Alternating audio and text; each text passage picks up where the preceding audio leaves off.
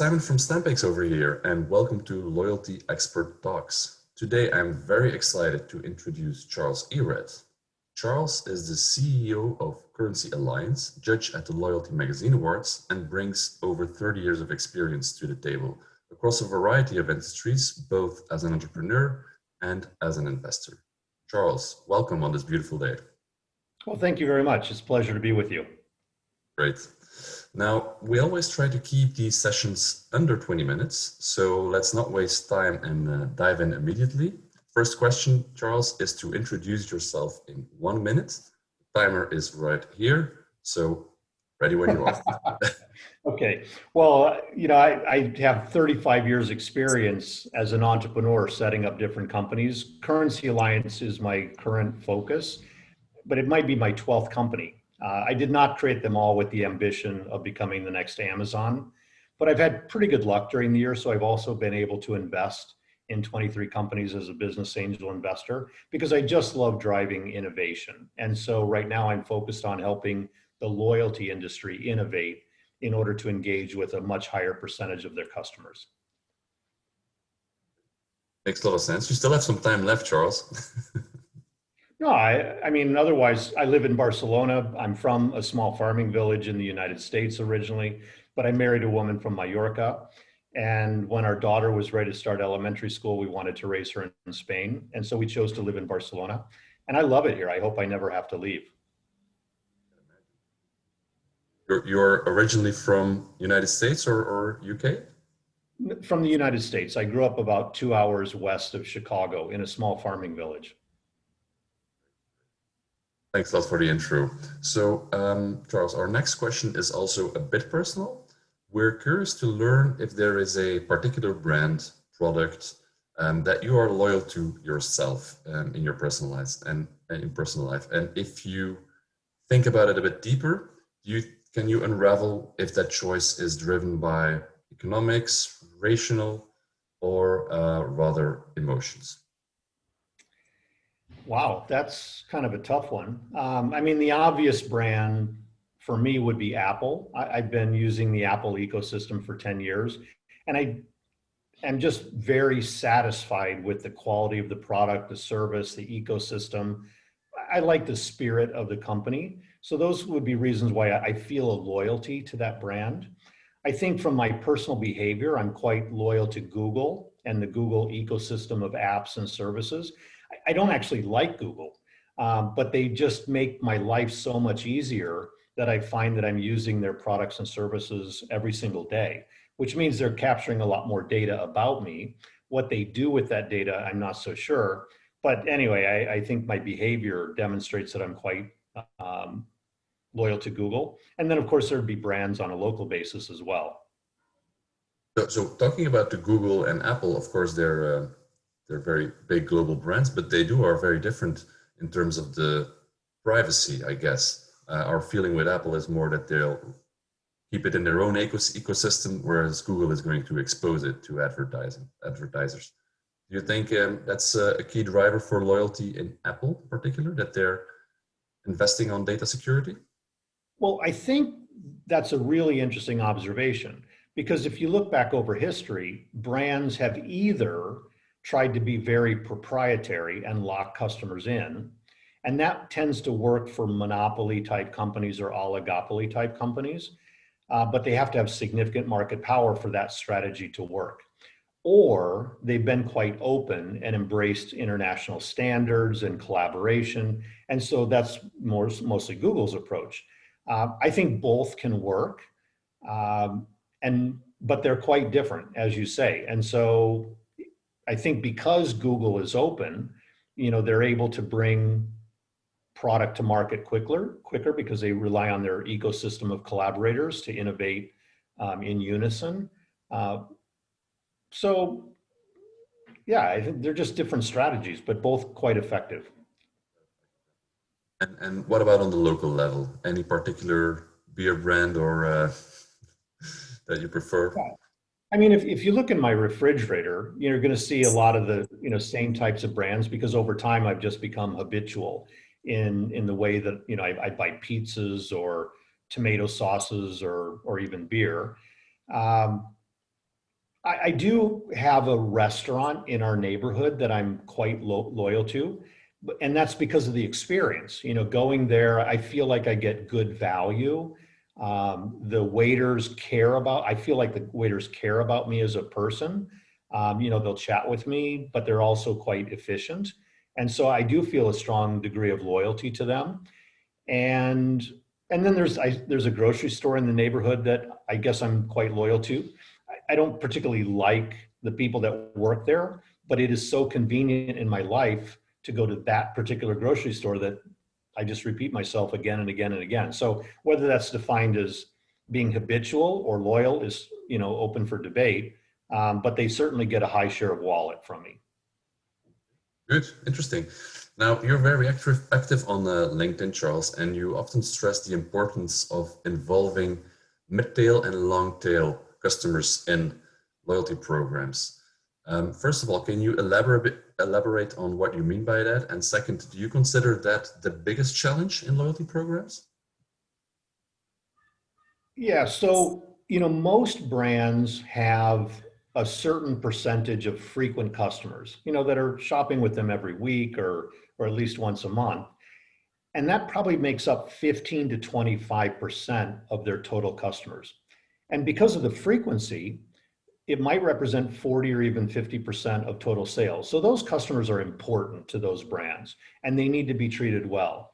But the mid tail and the longer tail customer is the less frequent customer that might only shop once a month or once a quarter, maybe a couple times a year. And the brand has no idea whether those people are spending a lot of money in their category and just a small amount with them, or whether they just don't spend very much in the category at all.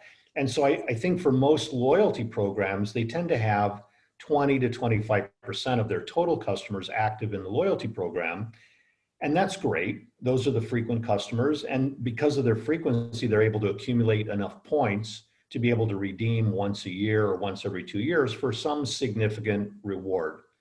But the mid-tail and longer tail customer just doesn't have the frequency or the spending power with any one brand to accumulate enough points to redeem for something of emotional interest. And so they often don't join the loyalty program in the first place. And if a customer is not a member of the loyalty program, the brand typically has no permission to market to them, no permission to collect their data, analyze it, and turn around and present personalized offers. And so I think the biggest change we'll see in loyalty marketing over the next 3 to 5 years is that brands will recognize that engaging with their frequent customers is no longer enough. And they must redesign the loyalty program or expand and extend the loyalty program so that it's also relevant to the mid-tail and long-tail, because some of those customers are frequent shoppers in their category. They just have no idea who they are. But the other customers, you know, could represent more frequent customers and spend more if the brand was able to communicate with them. But unless they join the loyalty program, they just don't have that permission. And so I think that will be the biggest change over the next 3 to 5 years, is that brands will, you know, try to engage the mid-tail and longer tail customer. And the only way to do that is to offer the loyalty points that the customer really wants to collect. And that might be from an airline or a hotel group or some other brand, or enable the loyalty currency to be exchanged so that customers can shift value from many accounts into one and then have enough value to redeem for something of emotional interest. And that will drive the engagement with the mid-tail and long-tail customer. Actually, a more customer-centric approach, so to call it. Now, sounds like a huge challenge, though, to involve these less frequent customers. In tackling those challenges, obviously metrics and KPIs are vital. What are your favorite metrics in loyalty programs? Of course, there's a whole bunch. Well, I mean, I'm familiar with a lot of metrics or KPIs, but I think the most important ones are related to activity levels. So you want to have your customer fully engaged, and so you need to be measuring how frequently they buy with you. So that's a purchase type transaction, but transactional. But you also need to be measuring how emotionally involved they are with your brand. And that might be mentioning your brand on social media, or referring a customer, or filling out your profile on in your app, or other touch points like posting a product review or responding to a survey. And I think those other types of touch points need to be rewarded as well in order to increase the lifetime value of customers. And so activity level metrics are the ones that I think are really the most important. Um, but of course, the brand also needs to be able to act on the data that they have about the customer in order to improve personalization, anticipate customers' needs. So the response rate or conversion rate on marketing campaigns, I think, is also important because the industry traditionally has 1 or 2% response rate or conversion on marketing campaigns. But if you're doing a good job personalizing your engagement with customers, you should be experiencing 10% or even 20% conversion. And so over the next 3 to 5 years, I also think brands will do a better job of making the data they're collecting actionable, and that will dramatically improve conversion. And what about Net Promoter Score, NPS? It's often referred to as the metric for loyalty. You agreed it's very important, or do you think it's overestimated sometimes? Well, maybe it's overestimated in my opinion, but I do think it's quite important. I think the framework for NPS is really quite powerful, but the response that you get for NPS depends a lot on the customer's context and whether they're thinking about their experience during the last 3 months or a year or the very last interaction that they had with the brand. And I often get asked, what's my reaction to the service I received on my last encounter with a brand? And sometimes that's good or sometimes it's bad.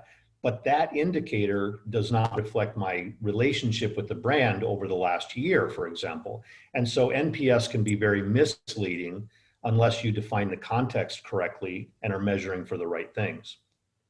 With over 30 years of experience, we've already touched briefly on challenges, but how do you see the loyalty industry transforming over the next 3 to 5 years? Well, first of all, there are a tremendous number of companies that are replacing their legacy systems that run the loyalty program right now. So the number of requests for proposals that have been out in the marketplace for the last year is unprecedented. So companies are recognizing that they need to invest in their loyalty program, but they need the technical architecture and systems to enable more agility. I think they're trying to break down the dependency that they've had on their own IT departments in the past, or even third-party vendors. And modern loyalty platforms allow the marketing people to actually run the program, control and manage almost everything through management portals using software as a service platforms. So there's quite a lot of change in terms of the technical architecture being replaced right now. And in the context of broader digital transformation, brands are migrating more and more of their data into a single enterprise-wide CRM system in order to build a single view of the customer. And that's important. Unless you really understand the customer from one set of data, it's very hard to then trigger other automated campaigns or activities to engage with that customer in a personalized way. So I kind of think those will be the two primary drivers during the next 1 or 2 years. And any brands that have not completed those things in 1 or 2 years will start to get left further and further behind. But over the next 2 to 5 years, I think the biggest development that we'll see in loyalty marketing is that brands will start to collaborate in marketplaces and broader global ecosystems where their customers are. Because being in a silo in the year 2020 or even 2022 will actually defeat the purpose, because customers don't have the attention span to be able to go from one brand to another brand to another brand.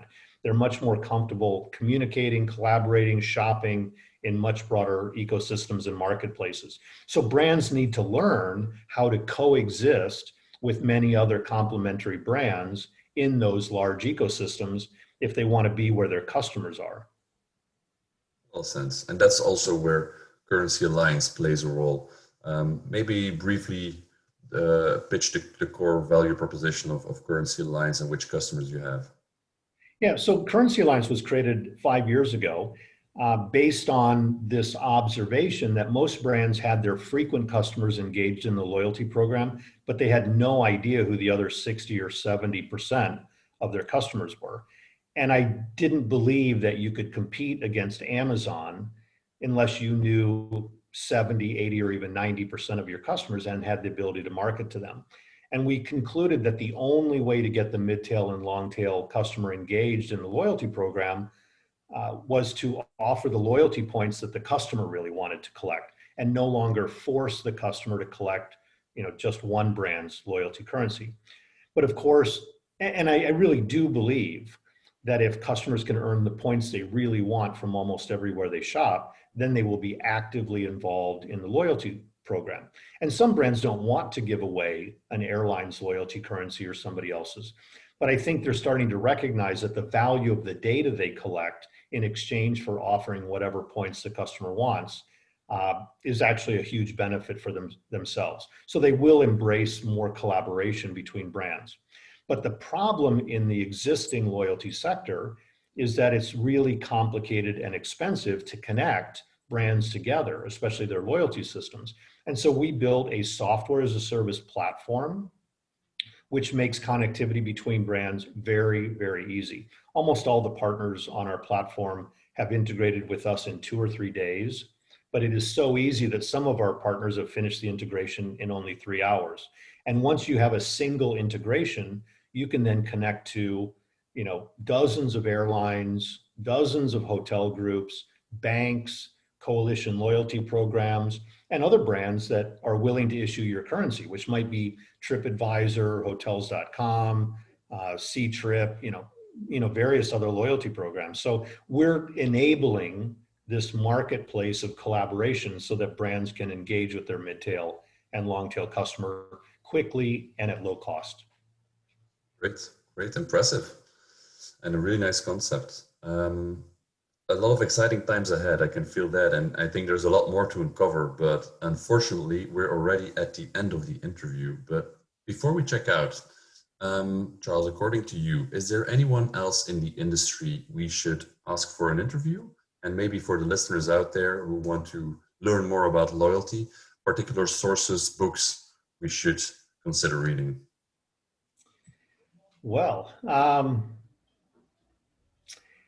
I know dozens of people in the loyalty industry, that would be interesting to talk to. And if I mentioned 5, then I wouldn't be mentioning 25 others that are also equally competent. So I think I'm not going to reveal any names in the interview per se.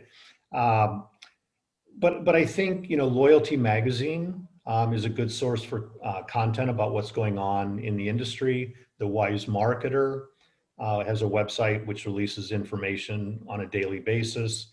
Thecustomer.net is a relatively new website that is trying to combine customer experience disciplines with loyalty marketing disciplines. And I agree with that philosophy. I do not think customer experience and loyalty marketing should be separate departments within a company. I think they should be combined. But there are many, many very good professionals in the industry. I just don't want to mention 5 and not mention 25 others. Fully understand. Charles, thanks so much for taking your time to be with us. It was a very interesting talk, and I look forward to more of the content you share on LinkedIn. Well, thank you very much, Simon. It's been a pleasure. Have a great day. Have a great day. Bye-bye.